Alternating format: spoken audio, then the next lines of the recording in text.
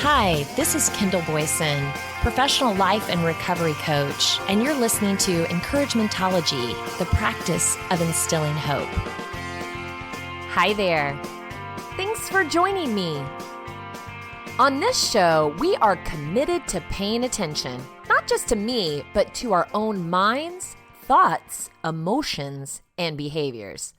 It's time to own it instead of being an innocent bystander. This is your life, and you get to determine how well or how poorly you participate. This could be fun. Have you ever wondered why you think the way you do or why you say what you say?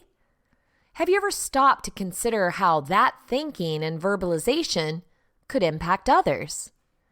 Everyone has to do their part. Not one is disconnected, and everyone has to improve their skills, take care of their own health, to the extent they can contribute their time and talents to the community and country. A quote by Tim Ryan. If you buy into this idea, then it's more important than ever to be aware of yourself, your thoughts, and your actions.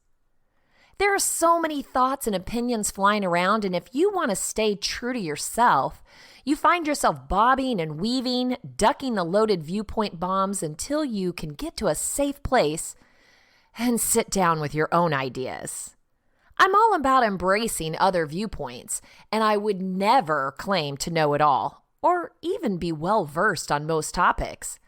But what I do know is that, geez, give me a minute. Let my brain catch up and check in on what I know and need to know. I remember when I had a pool. My first pool and probably my last. It was a disaster trying to keep that thing crystal clear.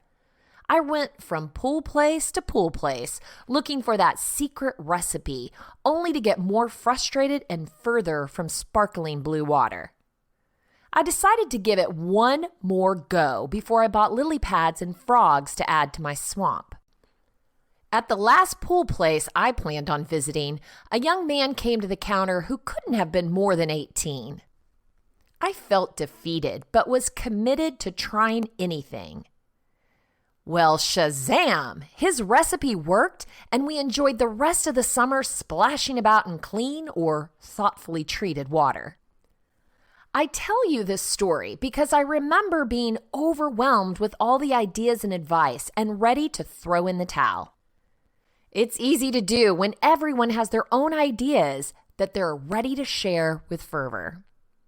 Becoming more self-aware is critical for your journey to self-discovery. I've learned so much about myself and realize I've just dipped my toe in. Let's learn from some experts, and I'll share some of my learning along the way. And I'm not just talking about my tried and true pool-shocking recipe.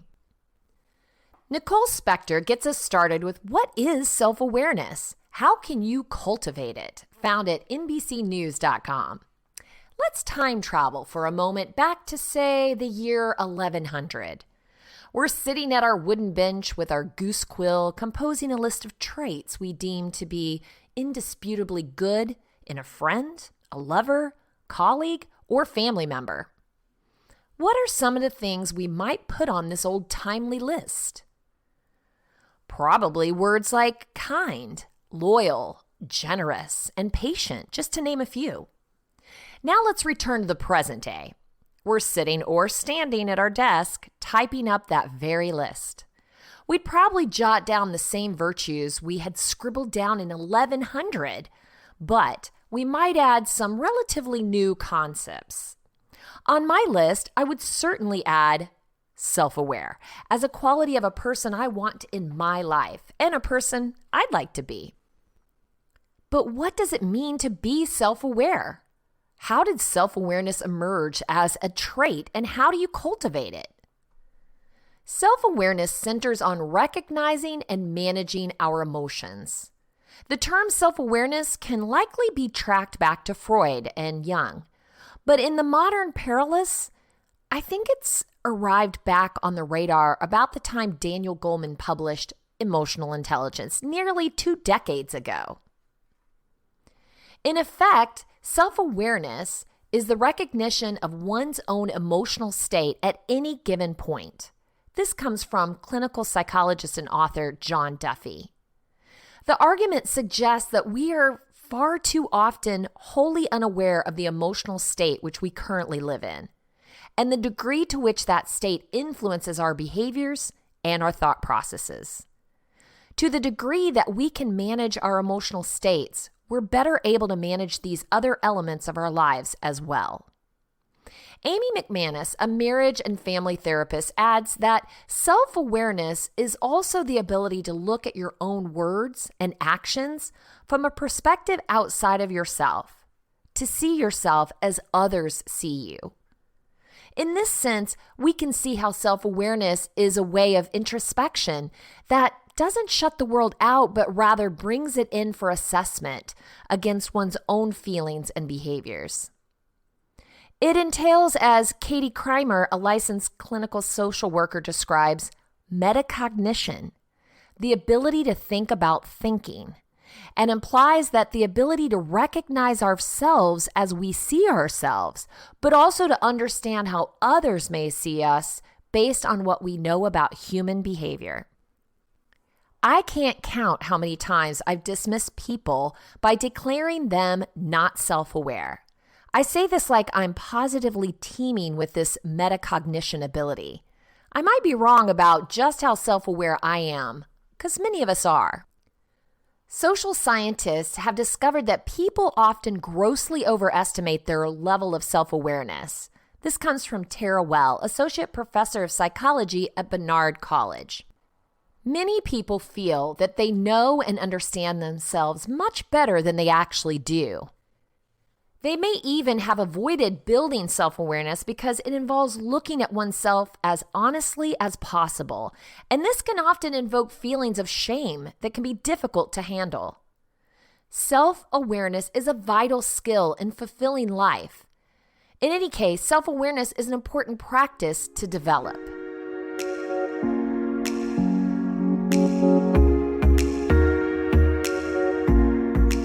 In the past, lack of self-awareness might have been written off as benign human quirk, but as our world becomes increasingly complex, the need for self-awareness is growing to paramount importance.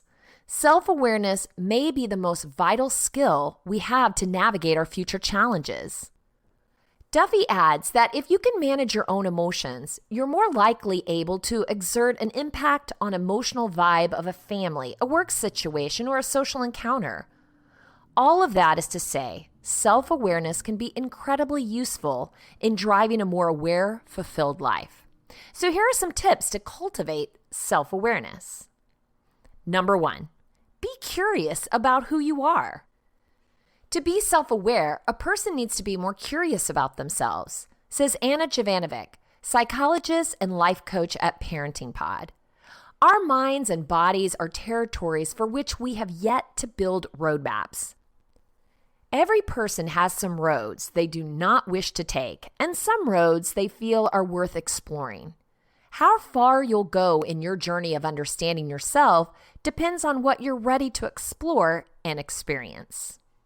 Number 2, let your walls down. When we see something we don't immediately like in ourselves, our first reaction could be to defend ourselves from it, which is partly why self-awareness is so challenging. To try to let go of judgment and the instinctive urge to protect yourself, you become self-aware through a willingness to let go of defensiveness and an openness to seeing yourself in a way that is different from what you've always assumed. Often this means you have to be willing to see yourself in a less than positive light. Number 3, look in the mirror, literally. Wells said, in my own research, I teach people to use mirrors as meditation tools that increase their level of self-awareness. When people first look at themselves, they're often very critical. I teach them how to shift their perspective and use their reflection for deeper self-awareness. They learn to track their attention and emotions and gain new insight into how their thoughts are affecting them in real time. This sort of mimics face-to-face conversations that involve deep listening and being fully present with one another. Number 4, Keep a journal and note what triggers positive feelings. Journaling is a great way to start this process of being mindful. This comes from Celeste Visera, a licensed mental health clinician. As you're journaling, pay attention to your day. Ask yourself how you feel. If there are negative feelings associated with the day, think about what triggers may have caused them to bubble up. For any positive feelings, think about what may have triggered you to feel happy. Number 5, substitute some screen time with people time. The average amount of time we spend alone gazing at our screens now surpasses our face-to-face contact. Science tells us that we need reflections to develop our sense of self in relation to others. As we spend more time alone and on our devices, we miss this essential human mirroring. The symptoms of lack of mirroring are becoming more apparent in our society. Increases in anxiety, lack of empathy, and intense self-objectification. There's a call, if not an urgent cry, for greater self-awareness and reflection. Number 6, ask others how they see you. Not only should we build our face-to-face social interactions, but also use a portion of this time to learn about how our loved ones perceive us. Talk to your closest loved ones and be curious enough to ask how they perceive you in various situations. Getting perspective on how you behave or come off in certain situations can help us bring into our awareness something that was previously invisible to us. Therapy is great for this too. Number 7, angry at someone? Take the third-person perspective. Ultimately, the benefits of self-awareness are to serve not only you in emotional management, but also serve your relationships. Michael Strahilovitz, a consumer psychologist and marketing professor at St. Mary's College of California, speaks to the importance of catching yourself when a situation or person agitates you. If you catch yourself raising your voice, you may feel justified due to being upset. However, for the person with you, the experience will be quite different. Trying to imagine yourself in that person's place will improve self-awareness, reduce defensiveness, and quite possibly improve your relationship with that person as well. Third person is particularly effective for people who are overly self-critical or who tend to be self-destructive. What would you advise if you were a caring friend watching your behavior? That would be taking a third-person perspective. Number 8, keep checking in with yourself and list your feelings. Clinically, the most effective method for the development of self-awareness is a pause and brief check-in with oneself. How am I feeling right now? What do I think might be driving that feeling? This may seem absurd, but in practice, clients have found it to be quite difficult. Many need to carry a list of possible emotions with them as they begin this exercise. I feel fine. I feel bad. I feel angry. I feel sad. And number 9, keep learning. The journey never ends. Thank goodness for that fact. The journey never ends. One of the most significant discoveries I made about myself in an attempt to become more self-aware is that I identify with codependent tendencies. Now, you can label yourself any way that feels comfortable to you. You're codependent, a people pleaser. You identify with some codependent characteristics, and you're living a life of recovery from codependency. Whatever the stage, it's real. For me, it was important to embrace it and learn as much as I could so that I could recognize how it manifested in my life. An eye-opener for sure. I was able to connect with others who thought like I did and struggled over the same bizarre thought patterns, like having to be in control, feeling an overwhelmingly sense of responsibility for others' emotions, and never being able to take a back seat and feel comfortable. I could go on. Now, I'm more self-aware and can catch these feelings taking over, clarify them, and redirect them to move on. Nick Wignall helps us with 10 simple ways to improve your self-awareness found on his blog. Improving your self-awareness can seem daunting, partly because it feels like such an abstract concept. But here's the thing, self-awareness is a skill anyone can improve with the right tools and a little practice. Self-awareness is the habit of paying attention to the way you think, feel, and behave. More specifically, self-awareness is about observing patterns of thought. How do you tend to think about and explain what happens to you? What's your self-talk like? What expectations do you hold in certain settings or with certain people? What are your core beliefs that influence your thinking? It's also about observing patterns of emotion. How well do you understand your own moods and emotions? Do you observe and try to understand your emotions, or do you react to them impulsively? Do you view difficult emotions as enemies to be avoided or gotten rid of, or as messengers trying to tell you something? It's also about observing patterns of behavior. Do you understand why you tend to act in the same way in certain situations? Do you have a sense of what type of events are triggering for you?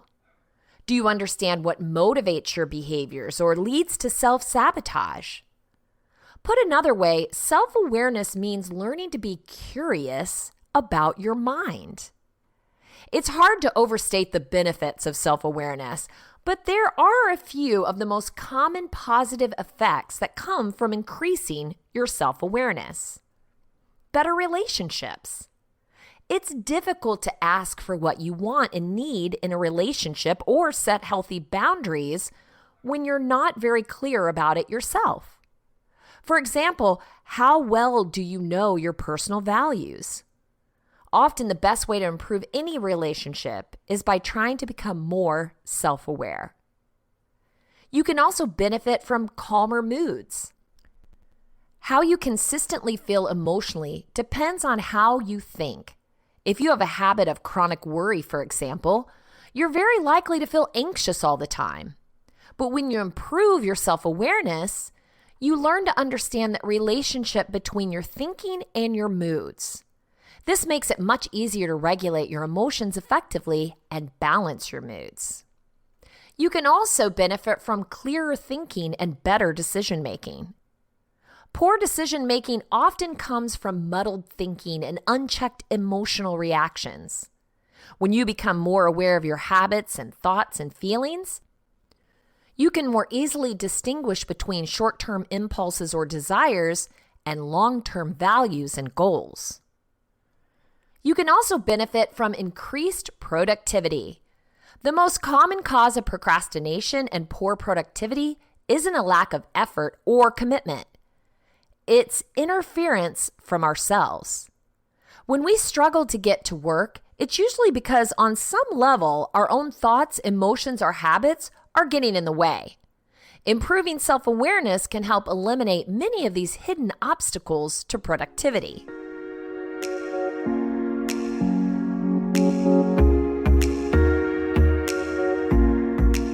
Nick is a psychologist and works with clients all the time to increase self-awareness in many areas of life. So here are 10 of his favorite techniques and strategies for becoming more self-aware. Number 1, pay attention to what bothers you about other people.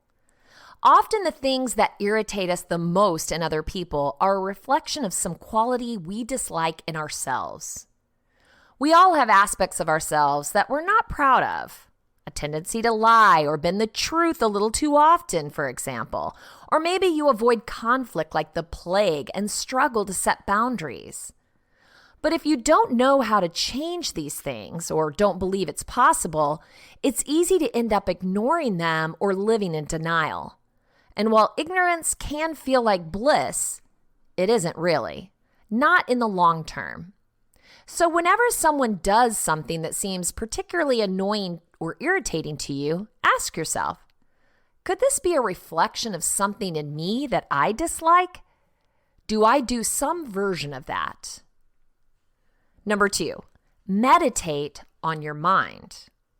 I know you've probably heard of mindfulness meditation. It's the simple practice of keeping your attention focused on your breath or some other physical sensation. Then, if you notice your mind wandering to other thoughts, gently returning your attention to your point of focus. While mindfulness meditation has been shown to be beneficial for everything from weight loss to depression relief, it can actually be a powerful way to increase your level of self-awareness. Specifically, mindfulness meditation is one of the best ways to learn more about how your thoughts and emotions work. When you practice watching and observing your thoughts without attaching to them or thinking about them, you begin to internalize a powerful idea. You are not your thoughts. All too often, we lack self-awareness because we're actually thinking too much. We easily become lost in our thoughts, assuming they're true or worth engaging with simply because our minds decided to throw them at us. A regular mindfulness practice will open your eyes to how the thinking mind works and how much more there is to you than the mere content of your thoughts. Number 3. Read high-quality fiction. It's often said that great writers are great observers of the world around them. And it's this capacity to notice subtle details and features of life that allow them to recreate it so movingly in their work. But the very best writers are expert observers of human nature in particular. It's their job to notice the tiny details of thought, emotion, desire, and action that most of us miss amid the frantic business day of life. And even though most of us probably aren't called to be authors and astute observers of human nature professionally, we can learn a thing or two about ourselves by learning to pay attention like an author.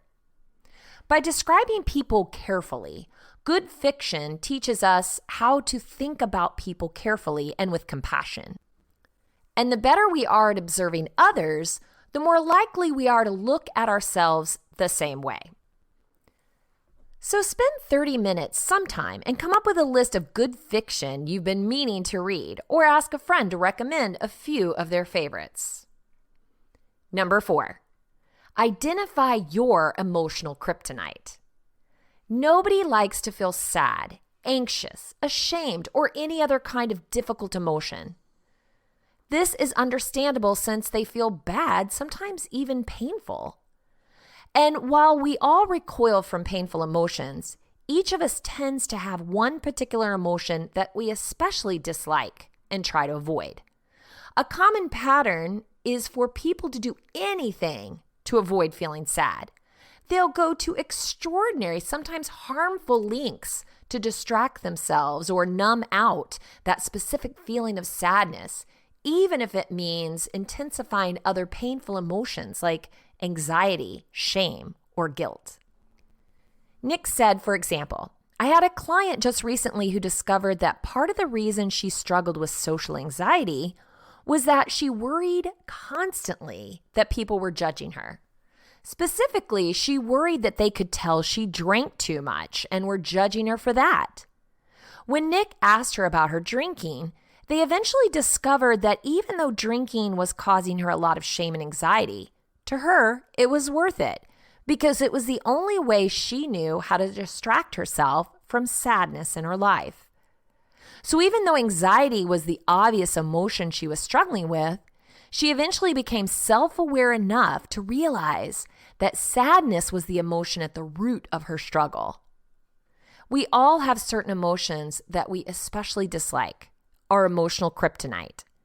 And more often than not, that means that we try very hard to avoid that emotion. The problem is being so afraid of an emotion that we're willing to do just about anything to avoid it can lead to some pretty negative consequences in the long term. But more importantly, by avoiding the emotion, we're avoiding listening to what the emotion has to say to us. Painful emotions are painful because our mind is trying to get our attention, often for a very good reason. Learning to tolerate the discomfort of our emotional kryptonite, the feeling we're most afraid of, can unlock a wealth of insight about ourselves and our world if we're willing to listen. Number 5, draw a timeline of your life. Nick said one of the most eye-opening tricks he performed as a psychologist often happened on the second session with his clients. At the end of our first meeting, I sometimes asked them to spend 20 minutes drawing a timeline of their life as a homework assignment. The instructions are simple enough.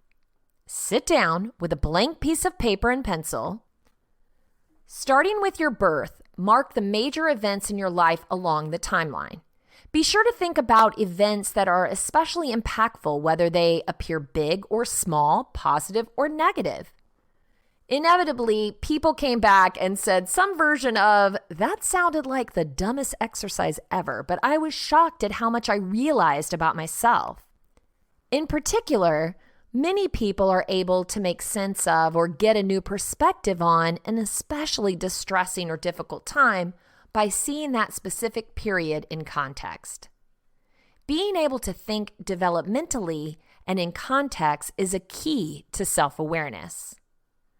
Number 6, discover your blind spots by asking for feedback and taking it well. So here's a question. How often do you deliberately seek out feedback about yourself? If you're anything like me or like most people, I bet probably not often, which is a shame because good feedback is one of the fastest and most effective ways to grow and improve ourselves. In particular, while there are many aspects of ourselves that probably need improvement, it's the part of ourselves we can't see, our blind spots, that are the real problem. And other people are uniquely positioned to notice these and help us see them if we ask. So, how exactly should we go about asking for feedback about ourselves? Well, here are a few suggestions. Choose solid relationships in your life. Parents, spouses, best friends, etc. Someone with who you have enough relationship credit with that they would be willing to point out something negative. Start small. At first, ask about something that's not too big or threatening.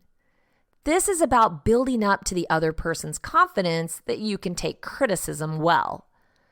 They'll be more likely to tell you about a major personality issue if you've shown them that you can take criticism about household chores, for instance.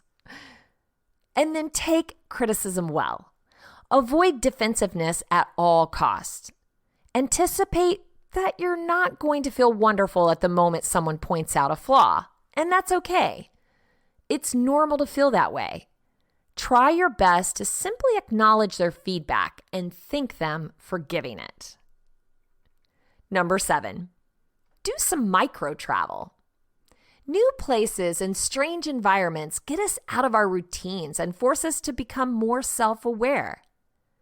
Nick said, "When I lived in Italy, I remember being appalled initially by how much time people wasted on long, extravagant meals. 3 hours? Are you kidding me?" But after spending time in Italian culture and being forced into the experience of these long, relaxed meals, I began to appreciate this alternative attitude towards meals that was more than simply a refueling process. And while I don't regularly eat 3-hour dinners, my perspective on meals and their function has changed as a result of my travel and time spent in a new environment. Of course, even though regularly jet setting to exotic countries probably isn't a viable strategy for most of us, we can get the self-awareness benefits of travel without having to go very far. Micro-travel is the simple idea that we can still engage in travel, but on a local scale. For example, if you live in a large city or urban area, you're likely familiar with your own neighborhood, downtown, and maybe a couple of other spots. But there are probably whole neighborhoods you have never even visited. This is an opportunity for micro-travel. While 2 weeks in Thailand may not be feasible for you at the moment, 2 days at a local state park that you've never been to might be. If you can expand your idea of what travel means to include local, nearby locations that are still unfamiliar, you can get many of the benefits of travel, including a boost to your self-awareness, at a fraction of the time and cost. Number 8, learn a new skill.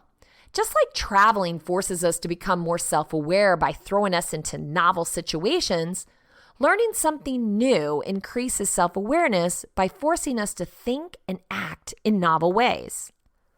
As adults, we all get pretty set in our ways, in large part, because we end up doing the same things over and over. And while this leads to a certain sort of comfort, it also fosters a narrowness of mind. When the only things you're doing are things you're already good at, it's easy to be lulled into a false sense of security that you know how things work. The antidote is what's sometimes called beginner's mind. The idea behind a beginner's mind is that in order to learn new things, the mind has to be flexible and see things fresh like a child. This means that you want to cultivate flexibility and freshness within yourself and the way you see things, i.e., self-awareness. You should go out of your way to be a beginner. And one of the best ways to do this is to learn a new skill. Whether it's speaking Mandarin or learning how to juggle, committing to learning a new skill is a powerful exercise in mental flexibility and self-awareness. Number 9, identify cognitive distortions. Cognitive distortions are inaccurate thoughts and beliefs that warp how we see things, including ourselves, and usually lead to overly painful emotions and moods. Think about it like this. Just like we all can get into unhelpful physical habits like nail biting, snacking late at night, we all have certain mental habits that aren't doing us any favors. Nick said, for example, whenever something upsetting happens while I'm driving, getting cut off, someone takes my parking space, a default script that runs in my mind is, what a jerk. For whatever reason, I've developed a mental habit of name-calling other drivers anytime I get upset. This is a problem because even though other drivers do make mistakes sometimes, I do too. But if my default reaction is to always internalize and blame other people, I miss the opportunity to see my own behavior and self-correct.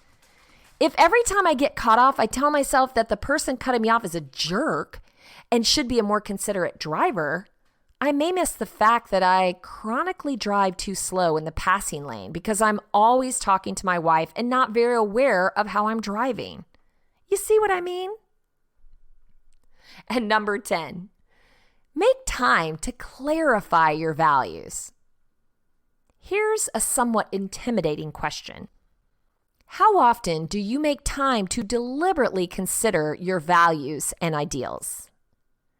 If you're like most of us, the busyness of daily life tends to sweep you up in a constant stream of activity without much time for reflection, especially reflection on your own personal values.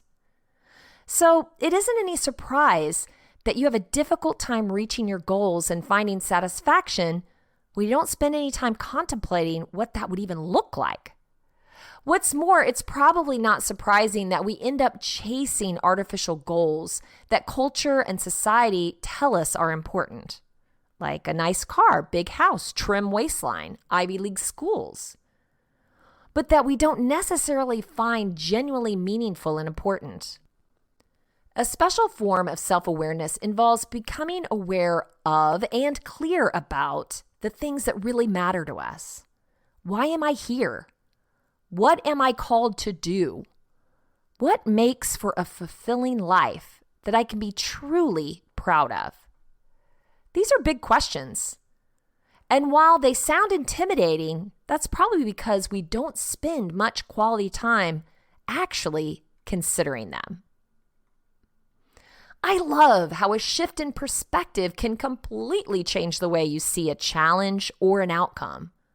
This is the main reason I continue to work on my own self-awareness, to unlock thought patterns I didn't even know were shackled. Once I uncovered my own quirks, I had to decide, is this something I can change? Or should I learn how to live with it and even embrace it for good instead of seeing it as a limitation. I always wanted to be carefree. I envy people who just roll up and enjoy life without a care in the world. I, however, am scheduled to a fault and need to know if there's a change of plans well in advance so I can make the sometimes slow mental shift. I could see this as a negative, but hey, I'm always on time and I'm always prepared, unless you change the plan. Let's learn a little more about this concept. Dr. Rama Ranganathan flips the script with turning wrongness into strongness, the next frontier in personal effectiveness after strength-based approach. This was found at LinkedIn. Every once in a while, we come across an idea, a question, or a way of looking at things that literally changes our lives. I had one of these moments about 7 years back when I came across this question by Gary Douglas. What if everything that you thought was your wrongness was actually your strongness? All my life, I had been told about things that were right with me, my strengths, and things that were wrong with me, my weaknesses. And every mentor and guide so far, like parents, school teachers, sports coaches, faculty advisor, bosses, friends, well-wishers, had been meticulously pointing these out. They would tell me, this is what you're good at, and these are your problem areas. In 2008, I came across this strength-based perspective rooted in positive psychology, and it created a wonderful new opening for me. The strength-based perspective argues that we cannot really do much about our weaknesses, or that the leverage we get from working on weaknesses is minimum. And therefore, we should focus our time and energies on honing our strengths instead. I started integrating the strength-based perspective actively in my own personal growth, in my teaching and in my parenting, and it really helped my life and blossomed in many ways.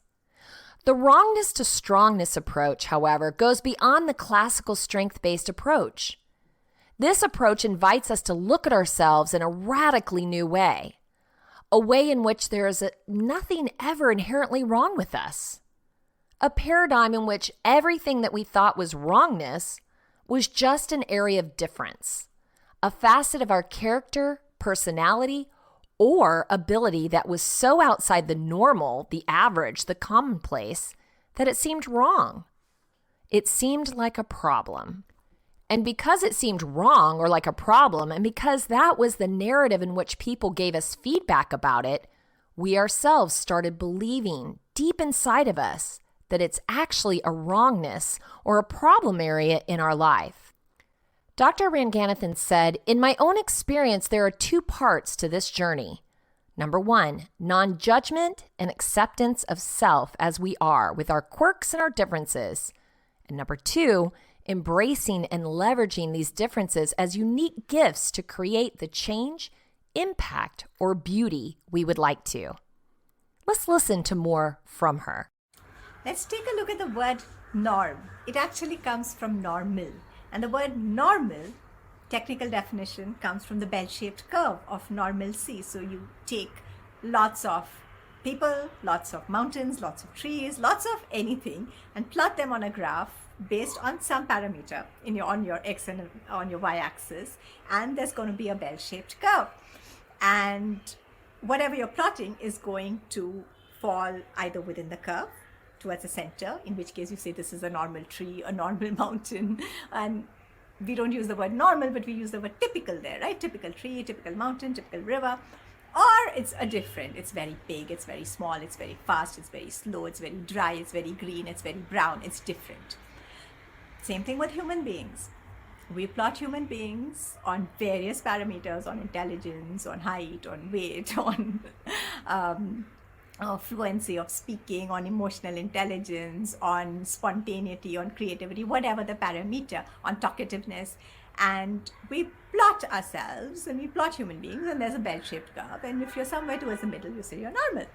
And if you're on this extreme or that extreme, you're abnormal. You're not normal. Now, with trees and mountains and rivers, we don't make the ones that are not normal and abnormal wrong. In fact, we celebrate them, right? They become the tourist spots. We want to go and see that big tree or the small tree or the very tall tree or the very wide one. We want to go and see and acknowledge and celebrate its difference and its uniqueness and say, wow, that's so interesting. Why don't we do the same thing with us as human beings? We sometimes do, I know it, but many other times we just make ourselves so wrong, especially in childhood, when the need to belong is so strong, and all we want to do is just be normal and just fit in and not be abnormal or out of normal, because we don't know where that's going to go. What if this was an invitation and a chance for you now to remove that judgment that lies on either side of the normal, right? Whatever parameter it is. What if it's okay if you're different from other people around you on any parameter? Any parameter. What if you could just see that as just, yeah, this is where I am on this scale, full stop, no judgment. Let's bring the piece of acceptance there. And then, I'm not going to stop there. And then I'm going to push you to ask the next question.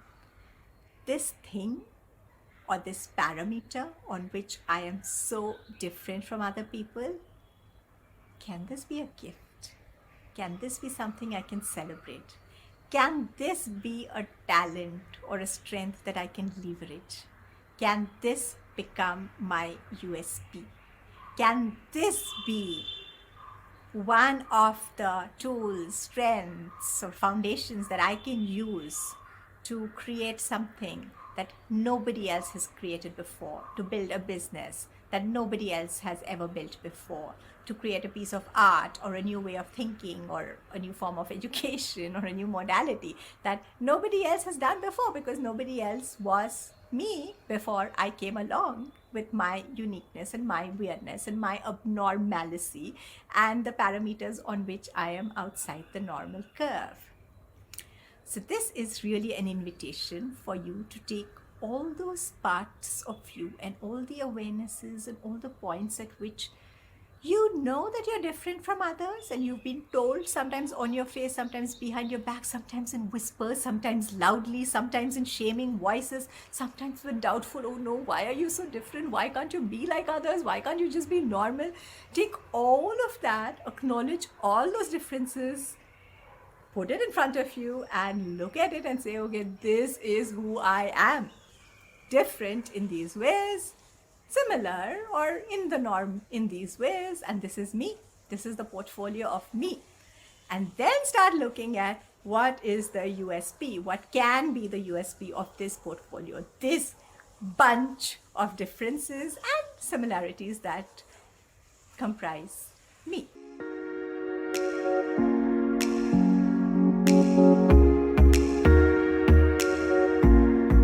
If you want to share encouragementology with a friend who needs to know they're not alone in this journey of self-discovery, you can visit encouragementology.com or anywhere you stream your content to receive this episode and all others. Follow us on Facebook and Instagram for additional encouragement throughout the week. So I challenge you, take some time to check in with yourself and explore the quirks that make you, you.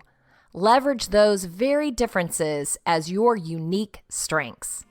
I know you can do it. Thank you for listening to Encouragementology with Kendall Boyson, where we find positive ways to handle some of life's challenges. I stumbled through until the path was clear. That's when I found you.